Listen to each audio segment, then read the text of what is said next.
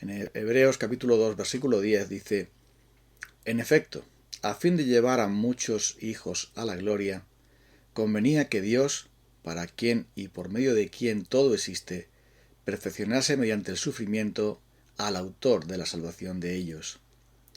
Y más adelante dice acerca del Señor Jesucristo lo siguiente, sigue diciendo: Por tanto, ya que ellos son de carne y hueso, Él también compartió esa naturaleza humana para anular mediante la muerte al que tenía el dominio de la muerte, es decir, al diablo, y librar a todos los que por el temor a la muerte estaban sometidos a esclavitud durante toda la vida.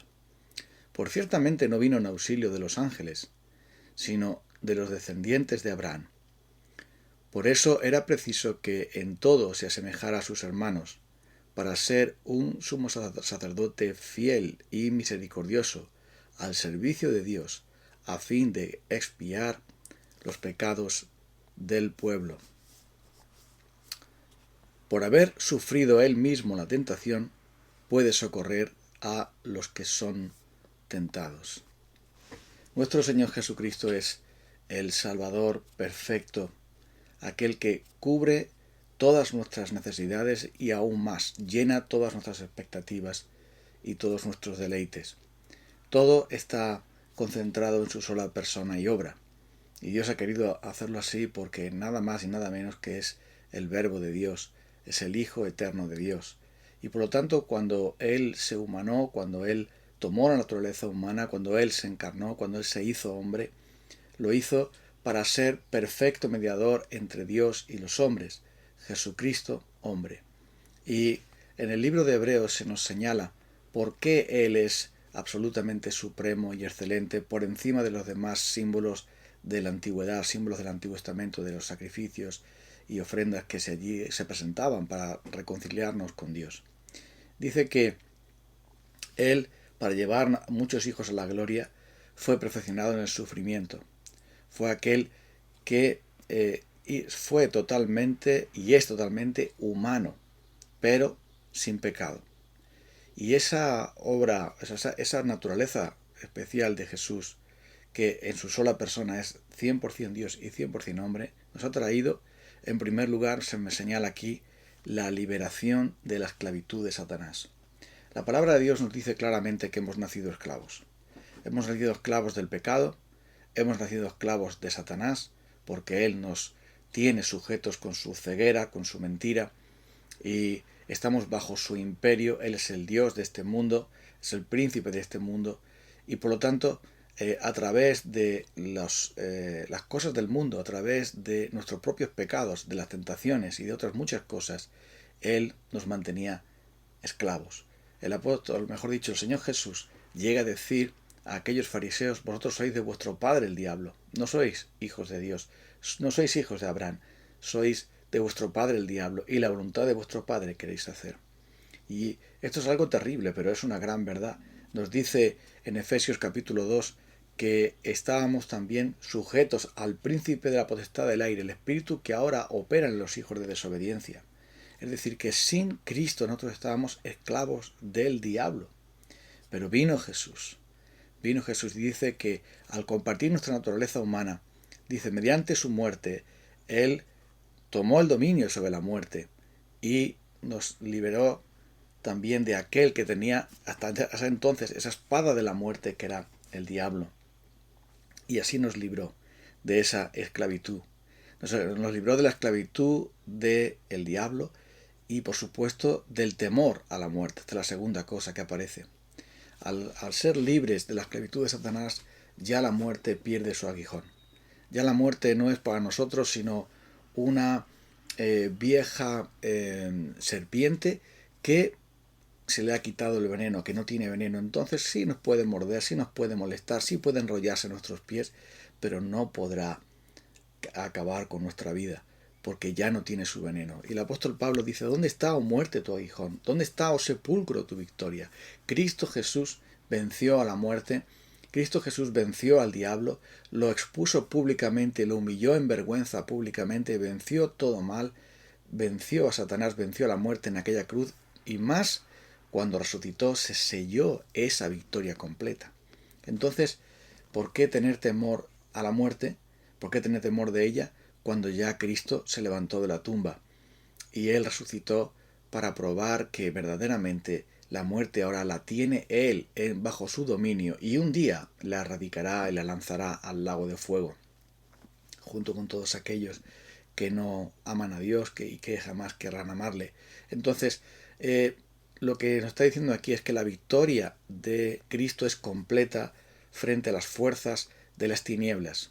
Tanto la muerte, que nos tenía aterrorizados, atenazados, y que era realmente la gran espada, porque la muerte nos lleva directamente al infierno. Entonces, al estar bajo el brazo de Satanás y nosotros cautivos a él era como un verdugo, dispuesto a ejecutarnos con la espada de la muerte para que fuésemos llevados junto con él a esa condenación horrible del infierno. Pero Cristo quitó su espada, Cristo lo desarmó, Cristo lo derrotó, Cristo lo ató y finalmente lo lanzará donde tiene que estar. Así que esa es la liberación maravillosa que el Señor ha traído. El diablo y el temor a la muerte nos ha librado de ellos, pero aún hay más. Menciona también cómo nos ha liberado del poder del pecado, porque dice que nuestro fiel y sumo sacerdote misericordioso, él dice, vino a expiar, vino a ser propiciación. Esa palabra quiere decir a cubrir nuestro pecado, a quitar nuestro pecado, a limpiar nuestro pecado, a pagar por nuestro pecado para que nunca más aparezca.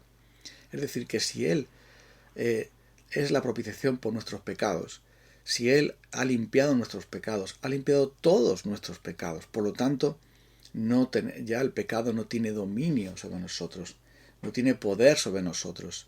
Y por eso el apóstol Pablo, en aquel pasaje maravilloso del libro más importante de la Biblia, que es el libro de Romanos, nos dice sencillamente que ahora no estamos bajo el dominio del pecado, sino bajo la ley del Espíritu de vida, bajo la ley de la gracia, bajo la justicia de nuestro Señor Jesucristo, y por lo tanto el pecado no se enseñoreará de nosotros porque no estamos bajo la ley, sino bajo la gracia. Todas estas expresiones del apóstol Pablo nos vienen a decir lo mismo, que Cristo con su sangre no solamente nos ha librado de la condenación del pecado, de la culpa del pecado, de la paga del pecado, sino que también nos ha librado del poder del pecado, de la corrupción del pecado en nuestra vida. Y esto es algo maravilloso, porque ahora ya podemos caminar en libertad, podemos amar a Dios, podemos servirle a Él y podemos ser libres de las ataduras del pecado. Es verdad que todavía pecamos, es verdad que todavía a regañadientes caemos, es verdad que todavía somos débiles y debemos levantarnos una y otra vez, pero ya no es lo mismo. Ya no estamos bajo la cárcel del pecado, ya no estamos presos del pecado, ya no estamos sometidos a la tiranía de nuestra maldad.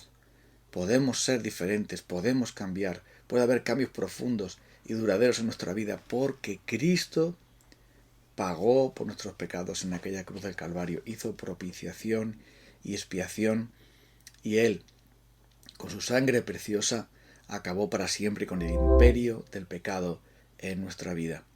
Por eso podemos decir que aunque el pecado haga sus actos terroristas en nuestra vida, lamentablemente, pero el gobierno y el reinado es del Espíritu de Dios, es del Señor Jesucristo. Cristo es nuestro Señor y Salvador, y Él ahora reina soberano en nuestras vidas.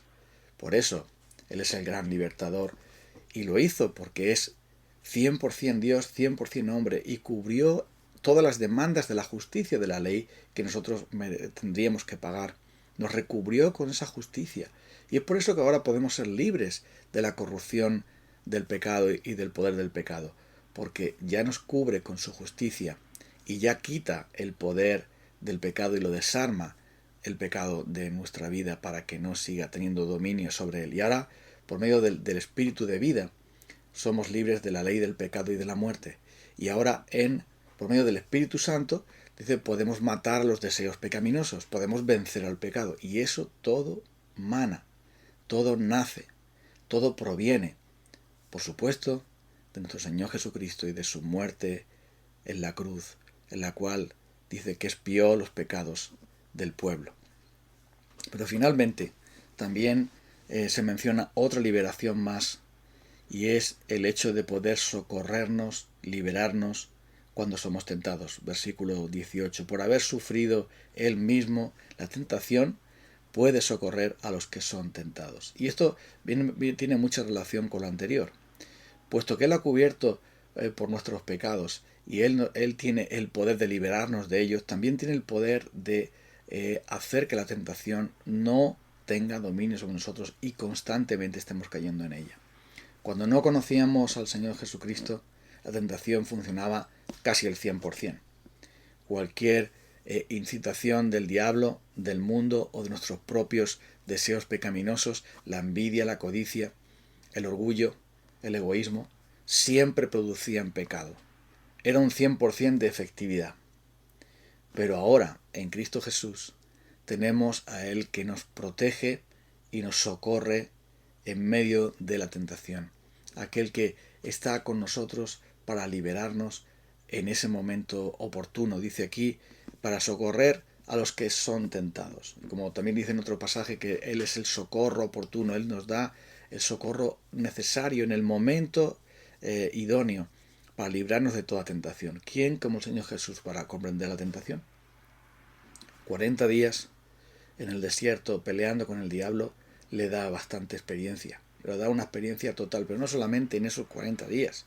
Muchas veces Jesús enfrentó la tentación y salió victorioso de ella, pero tuvo que sufrirla, tuvo que aprender obediencia, tuvo que, con gran clamor y lágrimas, clamar al que le podía librar de la muerte, y tuvo que pasar por Getsemaní, tuvo que sufrir todo ese tipo de embates del diablo para ser misericordioso, compasivo, comprensivo y poderoso para librarnos de la tentación. Por eso se menciona aquí cómo Él puede socorrer. El otro día, en los medios de comunicación, apareció una noticia que me llamó la atención. Una mujer se le prendió fuego en su casa, en su piso, un tercer piso, o un segundo piso, no recuerdo bien, pero el caso es que el fuego rápidamente, sin que ella se diera cuenta, rápidamente dominaba toda la casa, ya no podía salir por la puerta, solo le quedaba pedir socorro por la ventana. Entonces pidió socorro a gritos, rápidamente los vecinos se dieron cuenta del fuego, no podía nadie entrar allí porque las llamas estaban ya haciéndose las dueñas de la situación y esa mujer corría el peligro de morir abrasada allí.